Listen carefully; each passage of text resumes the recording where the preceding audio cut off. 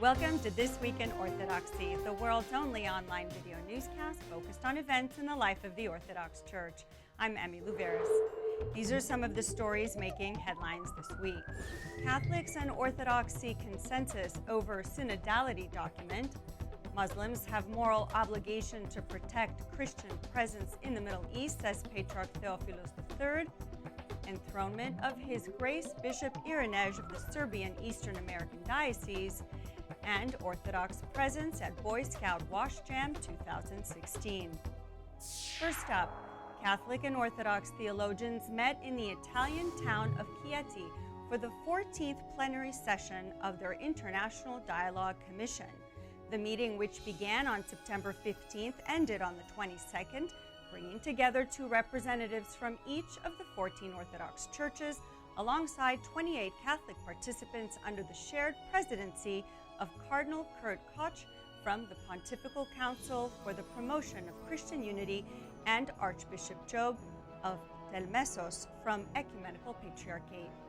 The meeting focused on a draft document entitled Towards a Common Understanding of Synodality and Primacy in Service to the Unity of the Church. The issue of synodality and primacy is one of the most delicate questions in the relationship between Catholics and Orthodox.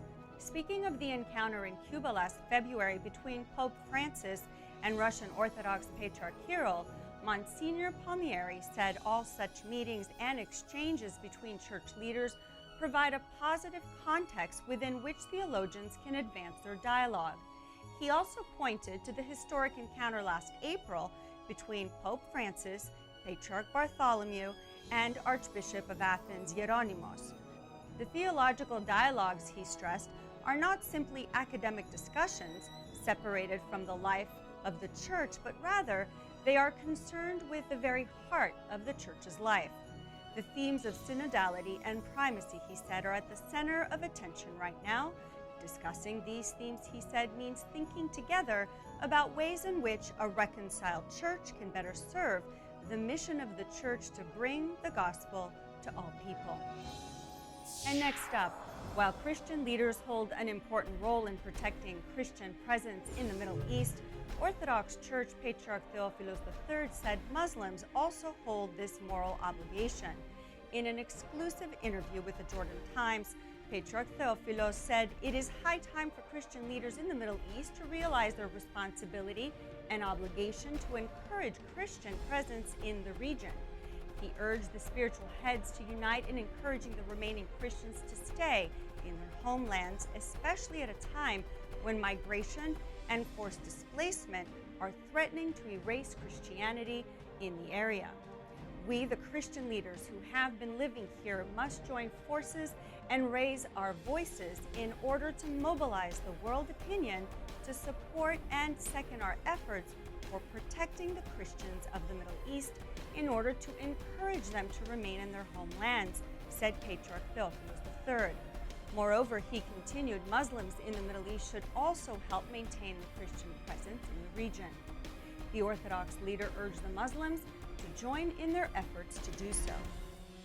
And next up, His Grace Bishop Irenej will be enthroned as Bishop of the Serbian Eastern American Diocese on Saturday, October the 1st at Holy Trinity Cathedral in Pittsburgh, Pennsylvania.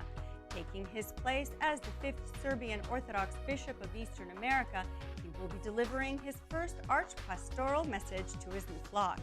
Their Royal Highnesses Crown Prince Alexander and Crown Princess Catherine of Serbia are expected to be present. Following the services, a short reception will take place at the cathedral where everyone is welcome. The celebration will then continue at the Carnegie Art Museum Music Hall foyer and balcony in the Oakland Cultural Center of Pittsburgh with a banquet and program honoring the new bishop. Special guest performers include Talija Folk Ensemble of Serbia and Mr. Dimitri Lazic, operatic baritone. And lastly, Orthodox Scouting was at Regional Boy Scout Jamboree. Wash Jam 2016 brought together scouts and adult leaders from the states of Washington, Oregon, and Idaho, plus the Canadian province of British Columbia. Wash Jam, the regional version of the National Jamboree held by the Boy Scouts of America, took place in Washington State the end of August. The event is organized to give participants a taste of what the National Jamboree is like, while meeting new friends and learning what scouting is like in other regions, all while camping with over 4,000 scouts. This year's event featured different themed activity areas where scouts traveled through lands of Wash Jam, such as the Technology Challenge, Land of Adventure, Cub Scout Adventure World, the Land of Advancement, and Survival Challenge, Aquatics Challenge, just to name a few. Participants also learned about the different types of awards available to them, including religious awards. Manning the display for the Orthodox Christian Church were Father Michael Johnson, Pacific Northwest Outreach Coordinator for the Eastern Orthodox Committee on Scouting, EOCS, plus Scout Commissioner John Prekagis and Eagle Scout Chris Makris.